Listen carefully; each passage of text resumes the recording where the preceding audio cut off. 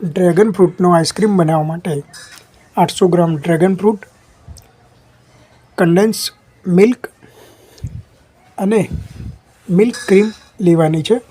Condense milk અને milk cream ઠંડી હોવી જોઈએ. હવે આપણે ડ્રેગન ફ્રૂટને આવી રીતે કાપવાનું છે અને એના જે 4 ભાગ કર્યા હોય એમાં એક ભાગ છે એ આપણે મૂકી રાખવાનો છે.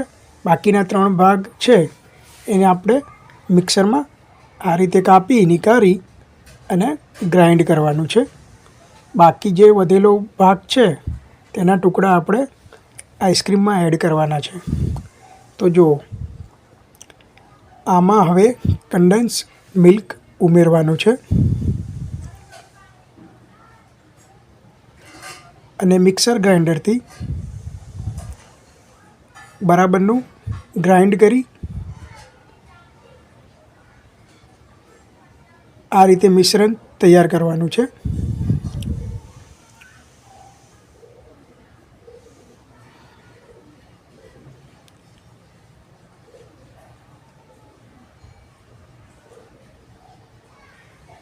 હવે આ જે ચોથો ટુકડો હતો ડ્રેગન ફ્રૂટનો એના નાના નાના ટુકડા આપણે કરીને રાખવાના છે, જે આપણે ઉપરથી આઈસ્ક્રીમ બને તેમાં ભભરાવાના છે. તૂટી ફૂટી જેવા નાના નાના ટુકડા કરવાના છે.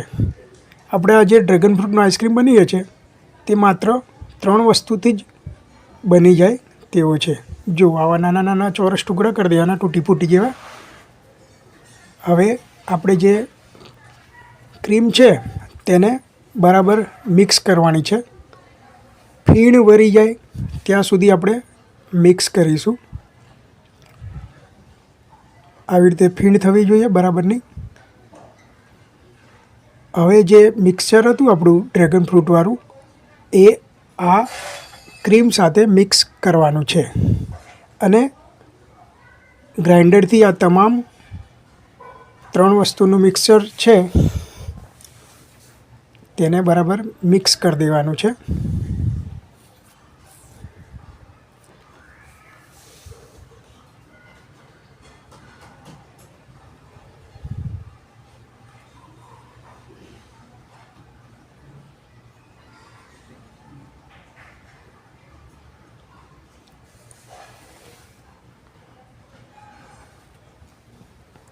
ક્રીમ, કન્ડેન્સ મિલ્ક અને ડ્રેગન ફ્રૂટનું મિક્સર તૈયાર થઈ ગયું છે. હવે ઉપરથી આપણે ડ્રેગન ફ્રૂટના ટુકડા થોડા ઉમેરીશું અને બરાબર મિક્સ કરી દઈશું. હવે આને આપણે આવા પ્લાસ્ટિકના કન્ટેનરમાં તથા નાના નાના ગ્લાસ હોય પ્લાસ્ટિકના એમાં કાઢીશું. ગ્લાસ એવા લેવાના કે જે જલ્દી ઠંડા થઈ જાય, એટલે આપણે ડીપ ફ્રીજમાં મૂકીએ તો જલ્દી આઈસ્ક્રીમ તૈયાર થઈ જાય.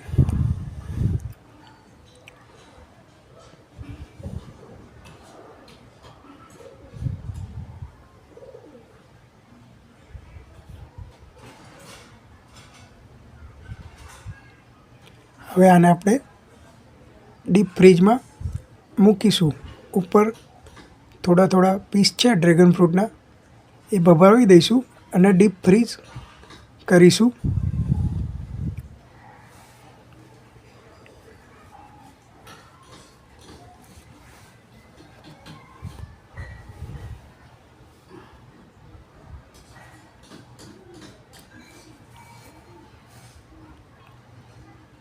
ડીપ ફ્રીઝ કર્યા બાદ આપણો ડ્રેગન ફ્રૂટનો આઈસ્ક્રીમ તૈયાર છે.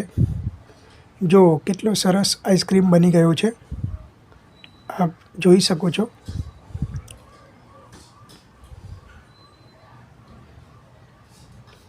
આમાં સુગર એડ કરવાની જરૂર નથી, કારણ કે ડ્રેગન ફ્રૂટની અંદર જ સુગર આવી જાય છે. વધારે ગળ્યું કરવું હોય તો ઉપરથી સુગર એડ કરી શકાય છે.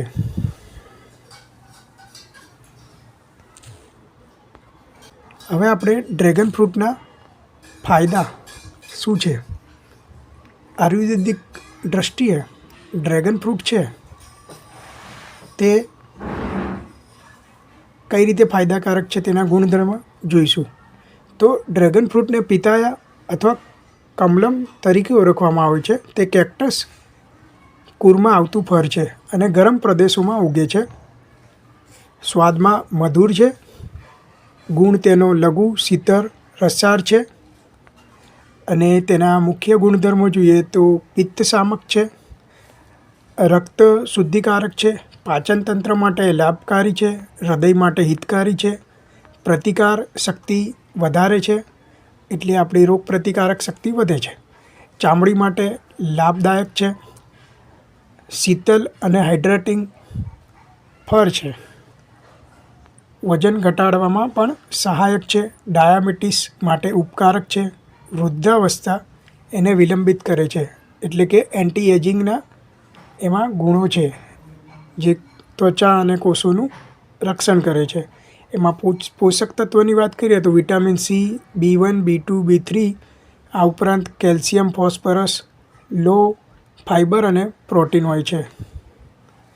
પરંતુ આ ડ્રેગન ફ્રૂટને વધારે માત્રામાં લઈએ તો ઠંડુ થઈ જાય છે અને કફ થવાની પણ શક્યતા છે. માટે આપણે ડ્રેગન ફ્રૂટને જરૂરિયાત મુજબ ખાવું જોઈએ. તો આ રીતે ડ્રેગન ફ્રૂટ આપણને ફાયદાકારક છે સ્વાસ્થ્ય માટે. જો તમને અમારી રેસીપી ગમી હોય તો અમારી ચેનલ ધ ભાવસાર કિચનને સબસ્ક્રાઈબ કરો, અમારા વિડીયોને લાઈક કરો, કોમેન્ટ કરો અને શેર કરો. Thank you.